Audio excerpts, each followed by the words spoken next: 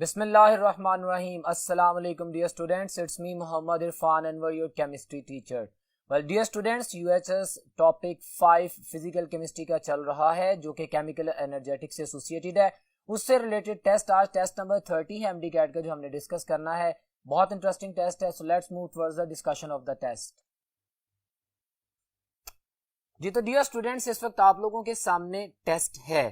हम इस टेस्ट के तमाम एस्पेक्ट्स को एनालाइज करेंगे जैसा कि T1 इससे रिलेटेड जो टेस्ट था, जो केमिकल एनर्जेटिक से रिलेटेड टेस्ट था, उसमें हमने डिस्कशन की थी. वो जो हमारा लेक्चर है उनके पॉइंट्स को जहन में रखिएगा. मैं क्वेश्चन पढ़ता हूँ. हमारे पास बेसिकली थर्मोकेमिस्ट्री और chemical energetics, all the fractions are in my mind.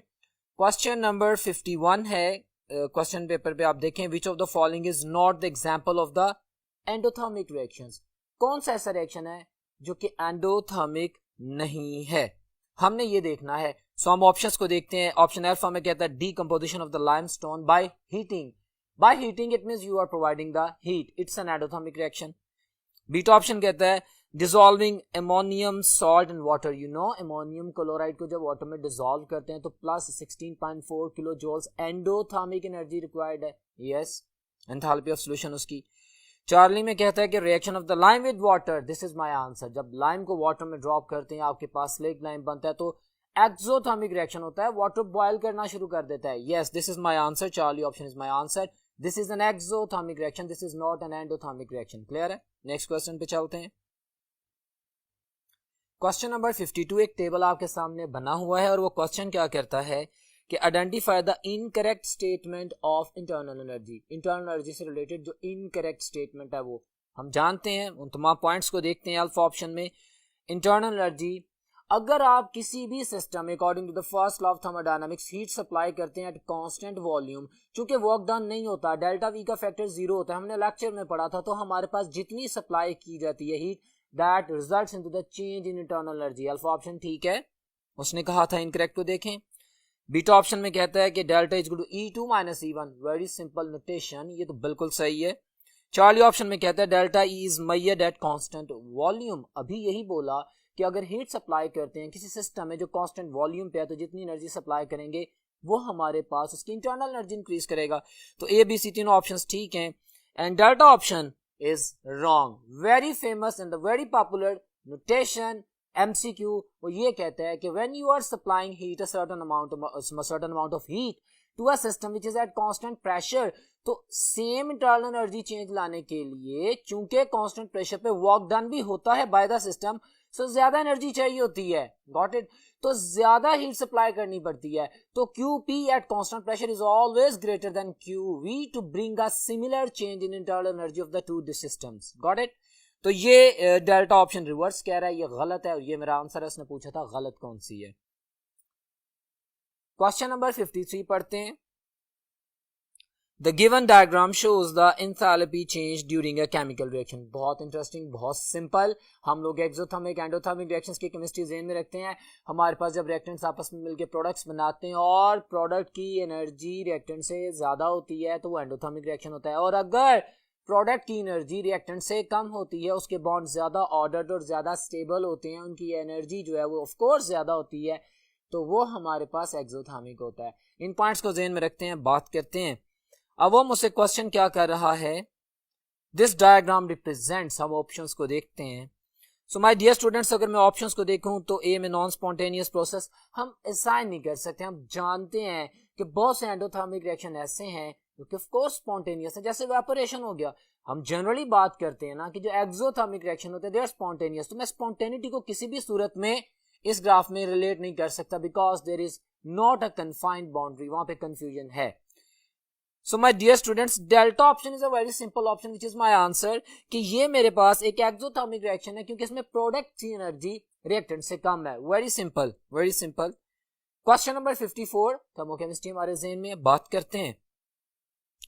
Which enthalpy change is relevant in the following process? Okay, हमने देखना है, हमने एनर्जेटिक्स में देखा था, हम जानते हैं एक एलिमेंट को एटोमाइज करना हो, उसमें आयनाइजेशन एनर्जी का फैक्टर हो, उसमें इलेक्ट्रॉन अफिनिटी का फैक्टर हो, उसमें लैटिस एनर्जी का फैक्टर हो, तो हमारे पास न्यूट्रलाइजेशन की एंथैल्पी अलग होती है, कंबस्शन की, फॉर्मेशन की, ये तमाम एंथैल्पीज के फैक्टर्स को ज़हन में रखिएगा। और एमडी कैट में जिस तरह के क्वेश्चन किए जाते हैं वो इस टाइप के आपके सामने प्रेजेंटेड, इनको आंसर करते हैं। उसने एक इक्वेशन दी है, इक्वेशन बहुत सिंपल है, कहता है सोडियम सॉलिड से सोडियम गैसियस में आया। क्या मतलब है इसका? सोडियम मेटल से एटॉमिक फॉर्म में आ गया, Na गैसियस फॉर्म, मतलब एक अकेला atom.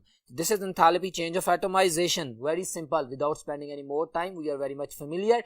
One thing more about the enthalpy change of atomization, that it is always positive, it is always endothermic। Atomization की बात कर रहा हूं, तो ये उसने उसी की बात की थी। क्वेश्चन नंबर 54 का आंसर अल्फा है। क्वेश्चन नंबर 55 की बात करते हैं डियर स्टूडेंट्स।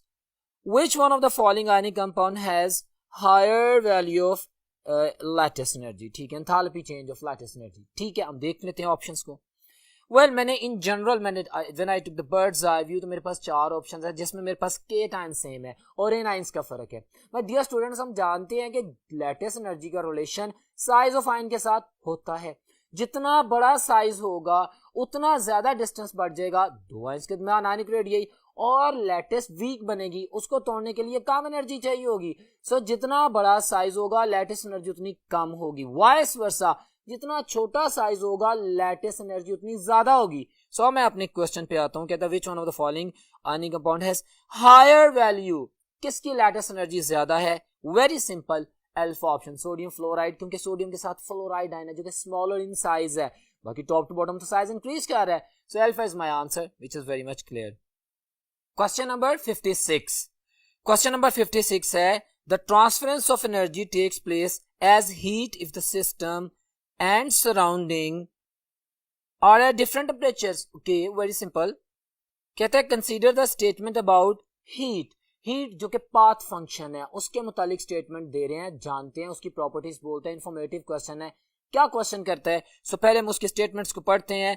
वो कहता है, पेपर आपके सामने है, it is a random form of energy, the sign conventions as per IUPAC recommendations, Q is positive when heat is lost by the system. यहां पे गड़बड़ है, ध्यान में रखिएगा। Q प्लस कह रहा है जब when heat is lost by the system, and negative कह रहा है when it is gain by the system. Okay, हम अभी स्टेटमेंट्स पढ़ते हैं, फिर देखते हैं क्या कहता है। नंबर 3 पे वो बोलता है the transference of the heat between the system and the surroundings occur as a result of the mutual exchange of the translation kinetic energies of the molecule. ठीक है, ऑफ द मॉलिक्यूल्स, बिल्कुल ठीक है। अब क्वेश्चन क्या कहता है? विच of the statement is incorrect? Very simple, number 2 statement incorrect है। वो उसमें नंबर 2 स्टेटमेंट कह रहा है कि when heat is lost by the system, तो वो उसको पॉजिटिव कह रहा है। माय डियर स्टूडेंट, जब heat is lost by the system तो क्यों नेगेटिव होता है? When it is gain by the system then it is positive. तो ये उसने उलट कहा है, इस वजह से हमारे पास जो नंबर 2 स्टेटमेंट है वो रॉन्ग है। So beta option is my answer, very simple. Next पे चलते हैं, question number 57, Which of the following is the correct reaction for the enthalpy change of formation of ethane? बहुत खूबसूरत सवाल, very interesting question. My dear students, हमने जब thermochemical equation की description की थी तो हमने कहा था वो केमिकल रिएक्शन जिसमें ना सिर्फ हीट एक्सचेंज की बात की जाए, एक्सोथर्मिक एंडोथर्मिसिटी का पता चले, बल्कि हमारे पास जो एलिमेंट मिल रहे हैं उनका प्रॉपर 1 मोल का जो रिएक्शन है वो रिप्रेजेंट हो, प्लस उनकी जो स्टैंडर्ड टेम्परेचर एंड प्रेशर पे फिजिकल स्टेट्स हैं वो भी वही हों। अब इन तमाम पॉइंट्स को ध्यान में रखते हुए डिफरेंट पॉसिबल इक्वेशन को देखिएगा और फिर बताइएगा कि कौन सी इक्वेशन ज्यादा सही फिट थर्मोकेमिकल इक्वेशन है। सो माय डियर स्टूडेंट, अगर मैं देखता हूं इथेन के हवाले से बात की है उसने, इथेन C2H6 की, अल्फा में कहता है 2 कार्बन, यस C2 हो गया, और कार्बन सॉलिड फॉर्म में, yes, and 3 hydrogen H2 gaseous form में। ये रिएक्टेंट साइड तो बिल्कुल सही नोटेशंस को फॉलो कर रही है। And C2H6 gas, well my dear students, alpha is the very well and the correct answer, यही मेरा जवाब है। अगर मैं बाकियों को देखता हूं तो बीटा में तो वो मेरे पास जो इथेन बना रहा है वो तो मेरे पास उसके बेसिक इंग्रेडिएंट जो कि प्रॉपर हैसेस लॉ के मुताबिक एक बेसिक इंग्रेडिएंट कार्बन, एक बेसिक रिएक्टेंट हाइड्रोजन इन दोनों से नहीं बना रहा ना, हमारे पास एंथैल्पी चेंज तब मैयर होती है जब दोनों एलिमेंट्स अपनी इनिशियल स्टैंडर्ड टेम्परेचर की physical standard temperature and pressure की जो फिजिकल स्टेट्स होती हैं उसके मुताबिक चलते हैं। So my dear students, alpha is my answer, बाकी जो ऑप्शंस हैं वो गलत हैं। पेपर आपके सामने है। Question number 58, which of the following statement is incorrect for the spontaneous reaction. ठीक है, इट इज इनकरेक्ट ऑप्शन देखनी है, सॉरी करेक्ट ऑप्शन देखनी है हमने। क्वेश्चन नंबर 58 में करेक्ट ऑप्शन देखनी है। अल्फा में कहता है कि it is exothermic and increase the disorder of the system. जितने भी एक्सोथर्मिक रिएक्शंस होते हैं ना वो स्पॉन्टेनियस इसलिए होते हैं कि वो अपनी अनस्टेबल से स्टेबल स्टेट की तरफ जाएं, हमारे पास जो प्रोडक्ट्स बने वो ज्यादा ऑर्डर्ड होती हैं। तो अल्फा तो गलत हो गया, सही ऑप्शन देखनी थी। बीटा कहता है it is exothermic and increase order of the system. Exactly this is my answer, beta option is my answer. अगर मैं चार्ली पढ़ता हूं तो कहता है कि it is endothermic, it's wrong and delta भी रॉन्ग स्टेटमेंट है, इसमें माइनर मिस्टेक्स भी हैं। So my dear student, beta option is my answer, beta is the answer. Next question पे चलते हैं। Question number 59, very simple, chemistry chemical energetics चल रही है, एमडी कैट का टॉपिक है जिसमें हम बात कर रहे हैं थर्मोकेमिकल चेंजेस की, एनर्जेटिक्स की। कहते हैं in the thermodynamics a process is called reversible. कौन सा रिवर्सिबल होता है? अब वो एनर्जी डायग्राम रिएक्टेंट प्रोडक्ट के बैलेंस कंडीशन को ध्यान में रखिएगा। स्टेटमेंट्स पढ़ता हूं। Surrounding and system change into each other. Well, reversible reaction में इसकी बात नहीं हम कर रहे, सराउंडिंग सिस्टम की नहीं, सिस्टम ही की बात करेंगे और सराउंडिंग में उसका मैच अगर करेंगे तो फिर देखते हैं। बीटा कहता है there is no change between system and surrounding. नहीं, ये बात भी नहीं है। The system changes into the surrounding spontaneously, spontaneously convert हो गया तो फिर वो रिवर्सिबल कैसे होगा? गॉट इट, ये ज़हन में रखना है। System and surroundings are always at equilibrium. जब भी इक्विलिब्रियम होगा तभी रिवर्सिबल रिएक्शंस होंगे। सो माय डियर स्टूडेंट्स, मेरे पास क्वेश्चन नंबर 59 का आंसर डेल्टा है। You know, I am focusing on every line so that if any kind of confusion we are able to solve that. Next question पे चलते हैं, question number 60। My dear students, कहते हैं by applying the Hess's law of constant heat summation, कि जो हमें कहता है कि चाहे जो मर्जी रूट अडॉप्ट करो एक केमिकल रिएक्शन में, एक सर्टेन अमाउंट ऑफ रिएक्टेंट से, सर्टेन टाइप ऑफ रिएक्टेंट से एक सर्टेन प्रोडक्ट जब तक बनती है, एनर्जी चेंजेस सेम रहती हैं। Net energy change, net enthalpy changes zero. ये बातें मैंने रिपीट कर दी हैं। बात करते हैं, कहते हैं calculate the enthalpy changes of the formation of the, ठीक है, अमोनियम क्लोराइड की बात करें, अमोनिया और HCl से। उसने डिफरेंट एक्शंस दी हैं, very simple. See on the whiteboard, मैंने आप लोगों के लिए इसको सॉल्व भी किया है। Watch this my dear students, question number 60 आप देख सकते हैं।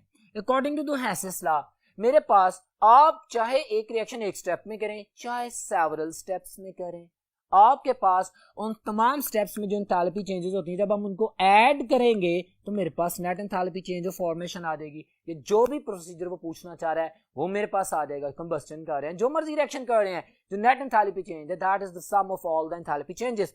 तो उसने जो वैल्यूज दी हैं मैंने उनको सम अप किया, मेरे पास आंसर 159.05 किलोजूल्स पर मोल आता है। सो ये आपके सामने मैंने कर दिया। इस ऑप्शंस में अगर देखता हूं तो alpha option is my answer. Exothermic reaction है, -159 नोटेशन याद है, minus mean exothermic reaction. So very simple, हैसेस law of constant heat summation में इस बात को एक्सप्लेन किया गया। नेक्स्ट चलते हैं, question number 61 dear students. Heat of the formation of a compound is equal to the magnitude to it's.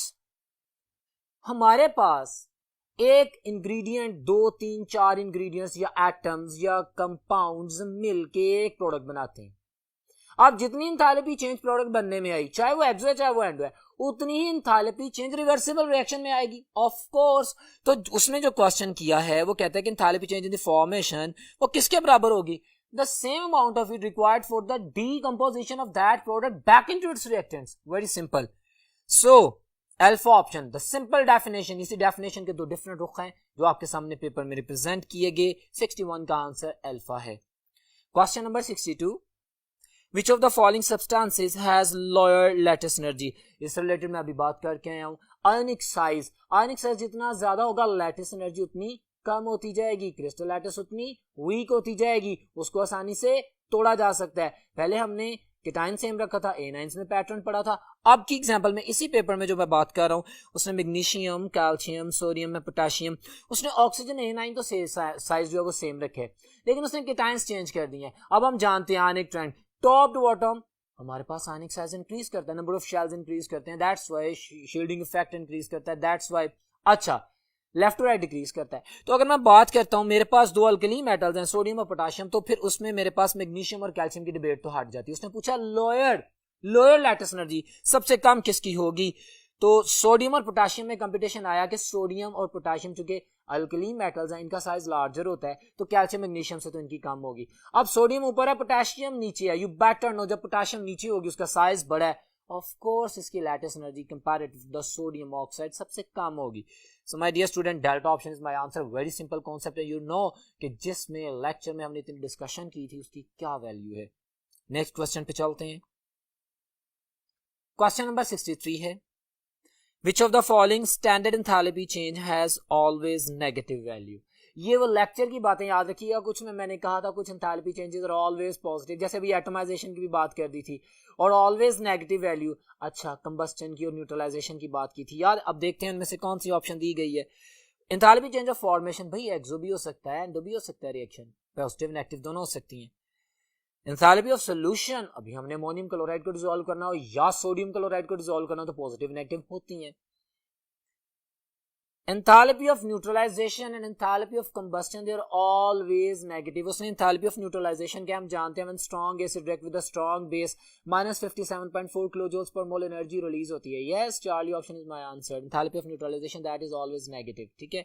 और अगर यहाँ पे correlated concept सुन लें, अगर एक strong acid किसी weak base से मिलता है तो less than minus 57.4 होती है। Enthalpy of neutralization exceptional case एक है जो कि आपके सिलेबस में नहीं है, ना ए लेवल्स में है ना एफएससी में है, तो वो पॉजिटिव का केस हम डिस्कस नहीं कर रहे हैं। हम एंथैल्पी चेंज ऑफ न्यूट्रलाइजेशन को नेगेटिव ही कंसीडर करेंगे, that is minus 57.4 kilojoule per mole और लोअर देन दैट तो नेगेटिव ही होती है। So Charlie option is my answer. Well my dear students, next question पे चलते हैं। क्वेश्चन नंबर है मेरे पास 64। Lattice energy of an ionic compound is determined by applying which of the following formula.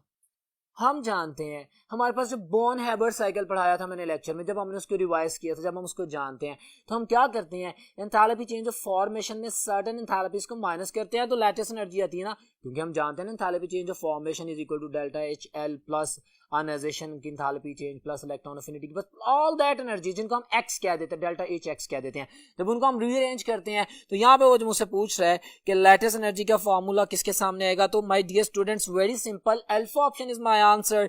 Very simple, मेरे पास enthalpy change of formation में से माइनस कर देंगे वो तमाम एंथैल्पीज जिनको हम कंसीडर कर रहे हैं, तो मेरे पास लैटिस एनर्जी आ जाएगी। वेरी सिंपल फिनोमेनन जिसको मैंने लेक्चर में भी बहुत एक्सप्लेन किया था, got it. So delta H x में वो तमाम एंथैल्पीज को ऐड करके कंसीडर कर रहा है जिसमें आयनाइजेशन एनर्जी की, इलेक्ट्रॉन अफिनिटी की, गॉट इट, एटमाइजेशन की तमाम एंथैल्पीज शामिल है। So alpha option is my answer, very simple. Next question, question number 65 है, जिसमें वो कहता है the main application of the bond energy are given below. अच्छा, which of the following is most important and useful application of the bond energy. मैंने बताया था energy economy में जब हम इंडस्ट्रियलिस्ट स्केल के ऊपर जाते हैं और हम कैलकुलेशंस करते हैं, हम किसी चीज की एक प्राइस को मुकर्रर करना चाहते हैं, तो हम किसी भी केमिकल रिएक्शन में bond making and bond making breaking यानी बॉन्ड एनर्जी के फिनोमेनन का फोकस पता है क्यों करते हैं, ताकि हमारे पास एंथैल्पी चेंज का पता लग जाए और हम एनर्जी इकोनॉमी की बेस के ऊपर अपनी जो प्रोडक्ट है उसको डिसाइड कर सकेंगे वो क्या है। सो यहाँ पे अब उसी पॉइंट को ध्यान में रखते हैं। ऑप्शन ए कहते हैं estimating the enthalpy change in a chemical reaction bond energy में। अल्फा ऑप्शन जो है ये मेरा सबसे suitable, most prior, most important, most phenomenon होता है जिसके ऊपर मैंने फोकस करना होता है। क्लियर है? So alpha option is my answer. Next चलते हैं क्वेश्चन नंबर 66। अगर मैं क्वेश्चन नंबर 65 की बाकी ऑप्शंस को देखूं ना तो वो सारी हैं, तो लेकिन जो मेरे पास अल्फा ऑप्शन है उसने पूछा the best, the prime purpose, तो वो अल्फा है, ठीक है। क्वेश्चन नंबर 66 की बात करते हैं, विच of the following factor affect enthalpy, ठीक है, देखते हैं। Physical states of reactants and products, ठीक है। नंबर 2 पे देखते हैं टेम्परेचर। नंबर 3 पे कहते हैं रिएक्शन कंडीशंस, ठीक है। नंबर 4 पे कहते हैं path of the reaction. My dear students, enthalpy is not a path function, it's a state function. हाँ, ये स्टेटमेंट 1, 2 एंड 3 तीनों पे बेस करता है, but it has nothing to do with the path followed by the reaction, got it. So मेरे पास जो options आती हैं ना, जो उसने पूछी हैं कि हमारे पास क्या फैक्टर है, beta option is my answer. Factor 1, 2 and 3 they are being affected, they are going to affect the enthalpy is dependent on all these factors, but path पे डिपेंड नहीं करती, because this is not a path function, it's a state function, it's a macroscopic property. So next question पे जाते हैं। Question number 67 है। बड़े simple questions हैं, बड़े क्लियर क्वेश्चंस हैं। Mark the incorrect statement. अच्छा, ऑप्शंस ए में कहता है कि सिस्टम उसको anything which is under the observation, yes ठीक है। बीटा कहता है titration flask, titration flask boundary की बात करें, it is a system, wrong, it is not a system, this is boundary, it is separating the under observation liquid, that is system, from the surrounding। so titration flask के बारे में इसने गलत कहा, मैं बाकी भी देख लेता हूं। surrounding environment of the system, yes environment of the system। boundary कहता है द इंटरफेस, रियल और इमेजिनरी, इसमें रियल है ना, टाइट्रेशन फ्लास्क का जो ग्लास है वो सिस्टम और सराउंडिंग को सेपरेट कर रहा है। सो माय डियर स्टूडेंट्स, में बीटा ऑप्शन मेरा आंसर है जो कि रेलेवेंट था। नेक्स्ट पे चलते हैं। क्वेश्चन नंबर 68 है। The equation that represents the standard enthalpy of atomization of the hydrogen is, standard enthalpy of atomization of hydrogen is, हमने वो इक्वेशन देखनी है कि जिसमें वो केमिकल इक्वेशन शो की गई हो कि बकायदा तौर पे एक एटम बनने की जो एनर्जी है उसको रिप्रेजेंट किया जा रहा हो। सो माय डियर स्टूडेंट्स, अगर मैं इसको गौर से देखा हूं तो अल्फा में तो नहीं है, क्योंकि एटोमाइजेशन में हमें एलिमेंट चाहिए होता है, एलिमेंट से एटम बनाना होता है, किसी कंपाउंड से नहीं बनाना होता। तो बीटा भी नहीं है। चार्ली ऑप्शन में देखता हूं तो माय डियर स्टूडेंट्स, जो चार्ली ऑप्शन है वो बिल्कुल ठीक है। और चार्ली और डेल्टा में कंफ्यूजन पता है क्या नहीं है आपको, आप कहेंगे इक्वेशन तो सेम है। आप एंथैल्पी चेंज भी तो देखें, पूरी थर्मोकेमिकल इक्वेशन देखें, हमारे पास enthalpy change of atomisation always positive, plus 218 kilo joules per mole, that's why Charlie option is my answer. Delta मेरा आंसर नहीं है क्योंकि वो नेगेटिव में वैल्यू दी गई है। Very simple, Charlie option. Next question पे चलते हैं। क्वेश्चन नंबर 69 है। Standard enthalpy change can be, option A, calculated by Hassels law, exactly this can be calculated by Hassels। B में कहता है measured experimentally by calorimeter, yes ये दोनों methods हैं, तो हम कैलोरी मेथड से भी मेजर कर सकते हैं, Hassels law से भी कैलकुलेट करते हैं। Charlie is my answer, both A and B. So got it. Lecture में मैंने आपको एक स्लाइड भी दिखाई थी और मैं डिस्कस भी किया था कि मेरे पास Hassels law of constant distribution में कैलकुलेशन किस तरह होती है और मेजरमेंट, कैलकुलेशन और मेजरमेंट by calorimeter, जिसमें मैंने कहा था enthalpy change of neutralization is being measured by glass calorimeter and combustion by bomb calorimeter। बड़े खूबसूरत, बड़े रिलेटेड क्वेश्चंस आ रहे हैं। I hope you are understanding. Next question पे चलते हैं। Question number 70, the value of the delta H for the process represented by the equation. बड़ा खूबसूरत सवाल, इससे रिलेटेड क्वेश्चन पहले भी आया था। अब हम सारी थर्मोकेमिकल इक्वेशंस को जानते हैं, हम different values of enthalpy changes को भी जानते हैं कि एटोमाइजेशन क्या, आयनाइजेशन क्या, इलेक्ट्रॉन एफिनिटी की क्या है। अब वो एक रिएक्टेंट से डायरेक्ट एक प्रोडक्ट बना रहा है, आपसे वो पूछ सकते हैं कि इस प्रोसीजर में जो कि इसने पूछा है कि कितनी एंथैल्पी चेंजेस इन्वॉल्व हैं। तो मैं अगर इसको देखता हूं, मैंने आप लोगों के वैसे सॉल्व किया, आपको मैं दिखा देता हूं, बाद में डिस्कशन करते हैं। Watch this. क्वेश्चन 70 है। पहले तो मेरे पास क्लोरीन गैस से एटोमाइज करूंगा ना मैं इसको, हाँ मैं डायरेक्ट, उसने ये रिएक्शन डायरेक्ट किया है, एक क्लोरीन गैस से उसकी Cl2 की फॉर्म लिखी है, एटोमाइज नहीं किया उसको, और Cl नेगेटिव आयन इसने लिख दिया, गैसियस आयन लिख दिया। तो माय डियर स्टूडेंट, पहले तो मैं एटोमाइजेशन करूंगा, उसके बाद उसमें इलेक्ट्रॉन ऐड करूंगा और ये इलेक्ट्रॉन एफिनिटी की एंथैल्पी जो है आ जाएगी, फर्स्ट इलेक्ट्रॉन एफिनिटी की। सो ये बड़ा सिंपल सा फिनोमेनन था जो उसने पूछा था कि मेरे पास इस रिएक्शन में कौन कौन से एंथैल्पी चेंजेस इन्वॉल्व हैं। इसको ज़हन में रखें, इसको और मॉडिफाई कर सकता है, इससे और फॉर्मेशन सामने ला सकता है। फॉर एग्जांपल अगर ऑक्सीजन की बात कर देता और यूनिनेगेटिव आयन और डायनेगेटिव आयन की बात कर देता, फिर उसका कंपाउंड बनाता, तो फिर जितने स्टेप इन्वॉल्व होते हैं, एंथैल्पी चेंजेस उतनी इन्वॉल्व होती हैं। देखिए मैंने फर्स्ट इलेक्ट्रॉन एफिनिटी इसलिए मेंशन किया so that you can understand. So options में देखता हूं अगर मैं, तो my dear students, alpha is my answer, which is very simple answer. Clear है। नेक्स्ट क्वेश्चन पे चलते हैं। Question number 71, if an endothermic reaction is allowed to take place rapidly in the air, endothermic reaction air में चल, तो surrounding air की जो heat है, एनर्जी उसके एब्जॉर्ब कर लेगा, तो सराउंडिंग कूल डाउन हो जाएंगी, एनवायरनमेंट कूल डाउन हो जाएगा। अब वो क्वेश्चन क्या करता है, temperature of the surrounding will decrease.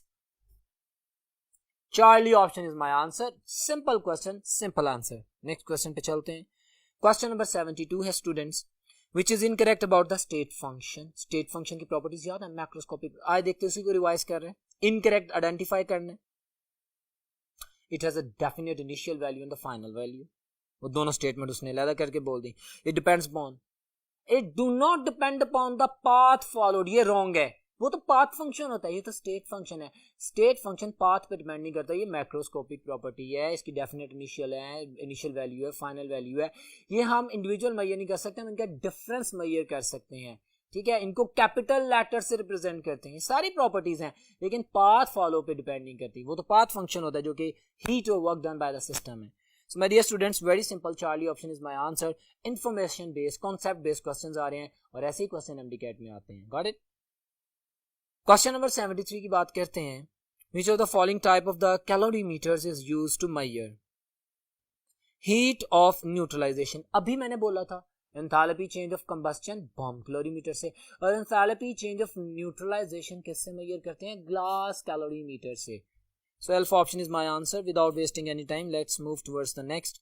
Question number 74 है, during the conversion of a liquid to a gas, liquid into a gas, physical forces को तोड़ रहे हैं आप, उसको vaporize कर रहे हैं, the heat is used to, option A, overcome the intermolecular forces, physical forces, हाँ मैं सारी statement पढ़ता हूँ, between liquid molecules and convert them into the gaseous molecule। बिल्कुल ठीक statement है, अल्फा मेरा आंसर है, कि मैं बाकी भी पढ़ता हूँ। कहता है raise the temperature of the gas, आप पानी को बॉयल करते हैं, वेपराइज हो जाता है, ठीक है। अब आपके पास, आप उसका टेम्परेचर रेज नहीं कर सकते जब तक आपके पास लिक्विड मौजूद है। पानी 100 पे रहेगा, वेपर्स उड़ के जाते जाएंगे जाते जाएंगे, जब तक लिक्विड खत्म नहीं होगा वो एंथैल्पी उसको वेपराइज करने में यूज होगी। सो ये नहीं है, ये गलत कह रहे हैं। Raise the temperature of liquid, of course अगर बॉयल हो रहा है टेम्परेचर तो टेम्परेचर 100 पे रहेगा, कैसे बढ़ सकता है? वो जितनी एक्स्ट्रा एनर्जी उसे मिलेगी वो उसको वेपराइज करने में वो यूज कर देगा। तो कोई ना लिक्विड का टेम्परेचर बढ़ता है ना गैस का टेम्परेचर। बहुत खूबसूरत सवाल है, कॉन्सेप्ट्स को मैं एक्सप्लेन कर रहा हूँ। डेल्टा डिक्रीज द टेम्परेचर, नहीं, बिल्कुल इररिलेवेंट है my dear students. Question number 74 का आंसर अल्फा ही है, जो सही स्टेटमेंट है, बाकी सारी गलत है। Question number 75, for which of the following equation does the enthalpy change of lattice represents the lattice energy of sodium chloride. What is the lattice energy? It is a minimum amount of energy released when, required में तो bond energy की बात कर देंगे अब, when the gaseous ion combine to form 1 mole of their solid crystal lattice. Clear है? अब gaseous ion देखें और साथ में देखें solid state में salt कहाँ पे पड़ा हुआ है। So मैं equations को मैं बार बार बोल रहा हूँ, मैं explain कर रहा हूँ so that you can understand. So my dear students, अगर मैं देखता हूँ, yes, alpha option is my answer. You know why? NaCl solid अपनी स्टैंडर्ड स्टेट में, रूम टेम्परेचर पे जो स्टेट है उसकी, और बाकी sodium gaseous ion, chloride gaseous ion, इनमें मेरे पास अल्फा ऑप्शन ही बेस्ट और करेक्ट है। बीटा में तो उसने एक्वस कर दिया, गलत हो गया, ध्यान से आंसर करना है। So alpha is answer. Question number 76 की बात करते हैं students. For the reaction 3O2, अच्छा ठीक है, ऑक्सीजन और ओजोन इंटर कन्वर्टिंग है।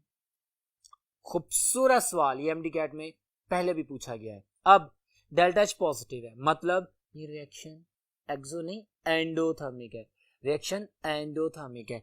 अब ये ध्यान में रखिएगा, ओजोन बनने के लिए, ऑक्सीजन से ओजोन बनने के लिए एंडोथर्मिक रिएक्शन है।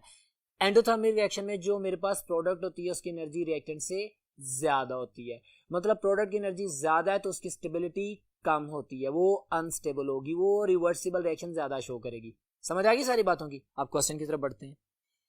कहता for this reaction it can be predicted that, option A में कहते हैं oxygen is more stable then ozone. Yes, oxygen is reactant which is at lower energy, it is more stable then ozone. Very simple, ये सारे description आप लोगों के काम आ गई, और यहां से आपने एक आइडिया भी गेट किया है कि ऐसे सवालों को कैसे जवाब देना है।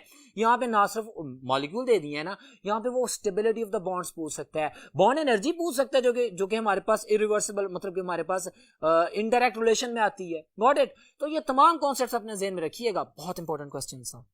बहरहाल सिंपल अल्फा आंसर है, बाकी तमाम बिल्कुल इररेलेवेंट और गलत ऑप्शन है। Question number 77, when strong base is treated with a weak acid, अच्छा स्ट्रॉन्ग एसिड और बेस मिलते हैं तो enthalpy change neutralisation -57.4 kilojoule per मोल। इनमें से कोई एक भी पार्टनर अगर वीक आ जाए तो लेस देन -57.4 किलोजूल पर मोल, मैंने बताया था, उसको ज़हन में रखें। अब देखते हैं, तो बीटा ऑप्शन मेरा आंसर है। एक स्ट्रॉन्ग एसिड है या एक स्ट्रॉन्ग बेस है, इन दोनों के साथ जो कंपैटिबल पार्टनर है वो वीक है, तो energy release will be less than -57.4 kilojoules per mole, beta option. Question number 78 है, all of the following are exothermic processes except. अब देखते हैं, अपनी जो मेमोरी है उसको चेकअप करते हैं। एक्सोथर्मिक प्रोसेस जो ना हो, जो एंडोथर्मिक हो। हम जानते हैं कि जब हमारे पास first electron affinity -141 kilo joules per mole, minus oxygen में एक इलेक्ट्रॉन ऐड होता है, तो first electron affinity minus exothermic है। उसने बोला जो एक्सोथर्मिक ना हो बीटा है। ब्रोमीन से हम ब्रोमीन हमारे पास ब्रोमीन मॉलिक्यूल से ब्रोमीन एटम, ये मेरा आंसर है। Enthalpy change of atomisation is always endothermic, it's always positive. So उसने पूछा था कि एक्सोथर्मिक में से कौन है जो एंडोथर्मिक है। अभी तक तो मुझे बीटा मिला है, फॉर योर कंफर्मेशन मैं बाकी भी देख लेता हूँ। सो नाइट्रोजन में इलेक्ट्रॉन, हम जानते हैं इलेक्ट्रोनेगेटिव यूनिट में इलेक्ट्रॉन ऐड करेंगे, फर्स्ट इलेक्ट्रॉन उसकी एनर्जी रिलीज होगी, एक्सोथर्मिक होगा। और same case with the sulphur. So my dear students, very simple and clear, beta option is my answer. Clear हो गया। अब नेक्स्ट क्वेश्चन पे चलते हैं। क्वेश्चन नंबर 79 है, enthalpy is measured eight dash. Standard condition क्या है? याद है आपको मैंने बताया था कि जब हम गैसेस की बात करते हैं ना, गैसेस की जब चैप्टर 3 में हम बात करते हैं, तो उस वक्त हम 0 डिग्री सेंटीग्रेड को स्टैंडर्ड टेम्परेचर यानी 273 को मानते हैं। लेकिन थर्मोकेमिस्ट्री में फॉर द थर्मोकेमिकल रिएक्शंस हमारे पास जो रूम टेम्परेचर 25 डिग्री सेंटीग्रेड है, जो 298 केल्विन है, that is the standard temperature. और बाकी सारी बात 1 एटमॉस्फेरिक प्रेशर होता है। सो इसको ज़हन में रखेंगे। ये बेसिक इंफॉर्मेशन उसने पूछ ली, because this is MD CAT, he can ask anything. मेरे पास my dear students Charlie option answer है, very simple and clear. 298 kelvin, 1 atmospheric pressure, standard temperature and pressure is this. Question number 80 और question number 80 एक पूरा numerical है my dear students, ये आपकी book में मौजूद है, इसे मैंने सॉल्व किया आपको समझाने के लिए। So let's move towards the next board और देखते हैं कि इसका आंसर कैसे आया। जी तो डियर स्टूडेंट्स, अभी क्वेश्चन नंबर 80 का सोल्यूशन है आपकी बुक में मौजूद है, आपने किया हुआ, लेकिन फिर भी मैं रिवाइज कर रहा हूँ। उसने जो मुझे वैल्यूज दी हैं, अच्छा यहाँ पे मेरे पास देखिए मैंने फैक्टर्ड, उसने मुझसे कुछ सर्टन अमाउंट पूछी है कि एंथैल्पी चेंज ऑफ न्यूट्रलाइजेशन क्या होगी पर मोल, और वैल्यूज उसने मुझे किसकी दी? उसने मुझे टेम्परेचर चेंज बता दिया, जिससे मैंने डेल्टा टी की वैल्यू निकाल ली। फिर उसने मुझे बताया कि मेरे पास ना 50 ml या सेंटीमीटर क्यूब के एक एसिड बेस है, HCl NaOH, ठीक हो गया। अब मैं जानता हूं कि 1 ml या 1 centimetre cube, 1 ml is equal to 1 centimetre cube, that is equal to 1 gram. So मेरे पास जब सिस्टम की बात आ रही है तो 50 ml HCl है, 50 ml NaOH, इन दोनों को मिक्स करेंगे तो 100 ml आ जाएगा। वो 100 ml will be equal to 100 gram. तो मेरे पास मैस 100 ग्राम आ जाता है। मैं फार्मूला ये अप्लाई कर रहा हूँ ना, पहले मैं हीट कैलकुलेट करूंगा, उसके बाद मैं पर मोल रेशियो निकालूंगा। उसने मुझे एंथैल्पी चेंज ऑफ न्यूट्रलाइजेशन पूछी है ना कि हीट क्या सिनेरियो में है, फार्मूला मेरे पास मौजूद है, मैस मेरे पास मौजूद है, डेल्टा टी मैंने फाइंड आउट कर लिया है डेफिनेटली, और फैक्टर एस की वैल्यू उसने मुझे 5 बता दी है। उसने न्यूमेरिकल वैल्यू खुद बताई है कि इसकी स्पेसिफिक हीट 5 होती है। मैंने वैल्यूज पुट की, मेरे पास 5000 जूल्स आया, जिसको मैंने किलो जूल्स में किया तो 5 किलो जूल्स एनर्जी आ गई। अब मुझे किसमें चाहिए? किलो जूल्स पर मोल। मैं number of moles find out करूंगा ना कि HCl के कितने हैं, NaOH के कितने हैं, वो मैं कैसे फाइंड आउट करूंगा? वॉच दिस, मोलैरिटी हमें दे दी गई है, उसने हमें बता दिया 0.5 मोलर मोलैरिटी तो दे दी गई है। अब देखिए ये मैंने फार्मूला पहले स्टैंडर्ड लिखा, हम मोलैरिटी का कैलकुलेट करने के लिए number of moles multiplied by, अगर तो मेरे पास स्टैंडर्ड 1 लीटर में होता है, मैंने पहले आपको ये जस्टिफाई किया हुआ है पहले लेक्चर्स में कि कैसे मोलैरिटी को इंटर कन्वर्ट करते हैं, तो मैं 1/1000 लिख देता। लेकिन अगर मुझे स्टैंडर्ड गिवन वॉल्यूम दे दिया जाए तो उसको मैं नीचे लिखता हूं, और फिर डिनोमिनेटर ऊपर जाके मेरे पास 1000 में ऊपर चला जाता है, इसके ऊपर ये फॉर्म आ जाती है। मैंने number of moles find out करने हैं, मोलैरिटी मुझे उसने 0.5 बताई थी, वो जो मैंने वैल्यू पुट की है। लेट्स सपोज मैं यहाँ पे 0.5 मोलैरिटी वैल्यू पुट करता हूँ इसकी।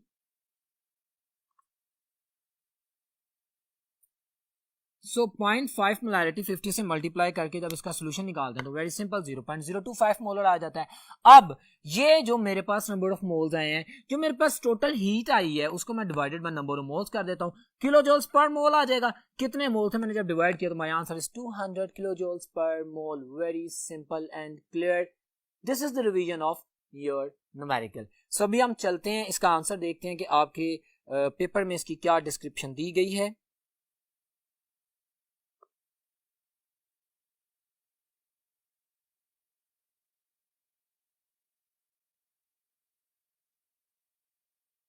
तो पेपर में डियर स्टूडेंट्स जो डिस्क्रिप्शन दी गई है that is very simple, alpha option है, -200 किलो जूल्स पर मोल। क्यों बोला? क्योंकि enthalpy change of neutralization is always negative, always exothermic. Got it, simple. So next चलते हैं हम क्वेश्चन नंबर 81 पे। आपके सामने पेपर है, when a solid melts there is, when a solid melts there is always increase in the enthalpy, total heat content is the enthalpy ना, वो हमेशा इंक्रीज करते हैं, आप एनर्जी सप्लाई करते हैं, वो एब्जॉर्ब करता है, सॉलिड लिक्विफाई होता है, एनर्जी गेन कर रहा होता है, एंथैल्पी बढ़ा रहा होता है, तो टोटल हीट कंटेंट बढ़ रहे होते हैं। Alpha option is suitable most है, बाकी तीनों बिल्कुल इररेलेवेंट और रॉन्ग नोशंस हैं। Alpha is my answer. Question number 82 की बात करते हैं। For which state of the system delta H is equal to delta E. Popular, मैंने इसी टेस्ट के स्टार्ट में भी डिस्कस किया था कि जब कांस्टेंट वॉल्यूम पे एंथैल्पी सप्लाई करते हैं, कांस्टेंट वॉल्यूम पे जब एनर्जी सप्लाई करते हैं तो सारे की सारी इंटरनल एनर्जी में कन्वर्ट हो जाती है।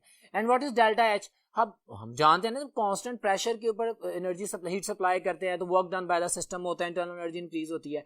जस्ट इमेजिन मेरे पास कांस्टेंट वॉल्यूम हो, मैं जितने हीट सप्लाई कर रहा हूँ वो सारे के सारे उसके टोटल एनर्जी कांस्टेंट बन रहे हैं, तो इंटरनल एनर्जी इंक्रीज हो रही है। Delta H will be delta E will be equal to the delta E when delta V is zero. P delta V का फैक्टर जीरो हो जाएगा, तो then delta H will be equal to the delta E, और वही उसने पूछा है। Question number 82 में गैसियस सिस्टम की बात करता है, तो नहीं भाई, बहुत खूबसूरत सवाल है। गैसेस तो एक्सपैंड करती हैं, लेकिन हम जानते हैं नॉर्मली सॉलिड्स और लिक्विड को जब गर्म किया जाता है तो उनमें कोई as it is major volume change नहीं होता, वॉल्यूम कांस्टेंट रहता है लिक्विड और सॉलिड्स में। सो जितनी भी हीट सप्लाई कर रहे हैं, जितने भी टोटल हीट कंटेंट यानी एंथैल्पी चेंज हो रही है, that is basically equal to the internal energy increase. ठीक है, सो बड़ा अच्छा सवाल था। इसमें मेरे पास जो ऑप्शन है डेल्टा ऑप्शन, मेरा आंसर है बी एंड सी। क्लियर? अब हम आगे चलते हैं क्वेश्चन नंबर 83 में। Mark the incorrect statement about Q. Incorrect statement about Q. This mode of the transfer occurs if there is a difference of temperature between the system and the surroundings. ठीक है, it's a random form of energy. बिल्कुल ठीक कह रहा है, इसकी properties को बोल रहा है, इंफॉर्मेशन है। It is not a path function. This is path function. It is depending upon the path. Q को स्मॉल लेटर से प्रेजेंट किया जाता है, ये माइक्रोस्कोपिक प्रॉपर्टी है, ये पाथ फंक्शन है। तो ये बड़ा सिंपल आंसर है, चार्ली गलत है, वो कह रहे हैं ये पाथ फंक्शन नहीं है। नेक्स्ट क्वेश्चन पे चलते हैं, question number 84। Well my dear students, once again same mode में उसने ग्रेफाइट के 12 ग्राम्स को डिस्कस करके मुझसे हीट पूछी है, ये भी मैंने सॉल्व किया, वॉच ऑन द बोर्ड।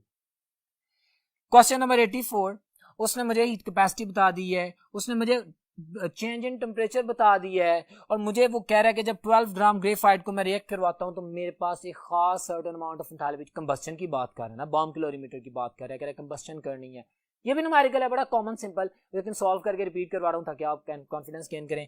तो मैंने वही प्रोसीजर किया, मैंने सबसे पहले जो हीट है ना उसको कैलकुलेट किया, enthalpy multiplied by delta T, तो मेरे पास आंसर आ जाता है 450 किलो जूल्स। अब मेरे पास किलो जूल्स पर मोल, एक मोल में कितनी एनर्जी चेंज आती है। अब वो कह रहा है मैंने 12 ग्राम ग्रेफाइट को, तो मैं number of moles find out करता हूँ। ग्रेफाइट क्या है? एनालोटॉपिक फॉर्म ऑफ कार्बन, तो given mass of carbon 12 over the atomic mass of carbon 12 divided by 12 by 12 is equal to 1, मेरे पास एक मोल आता है, तो एंथैल्पी चेंज भी मेरे पास 450 किलो जूल्स पर मोल आ जाएगी। बिल्कुल सिमिलर पैटर्न में जैसे मैंने इससे पहले क्वेश्चन को सॉल्व किया था, तो ये आपके सामने प्रेजेंट किया गया। सो माय डियर स्टूडेंट्स, अगर मैं ऑप्शंस को देखूं तो alpha option is my answer. Once again, enthalpy change of combustion, that is always exothermic, that is always negative, so that's my answer is the alpha। ये मैंने इसलिए बताया कि एक दफा एमडी गेट के क्वेश्चन में सेम क्वेश्चन, लेकिन -450 और +450 लिख दिया था। बच्चे ने अपनी न्यूमेरिकल वैल्यूज को देखा और गलती से +450 को मार्क करके सारा क्वेश्चन गलत करवा लिया। क्यों?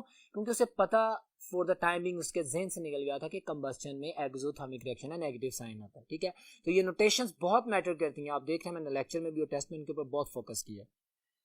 नेक्स्ट क्वेश्चन है my dear students, question number 85 which is the last question of my test.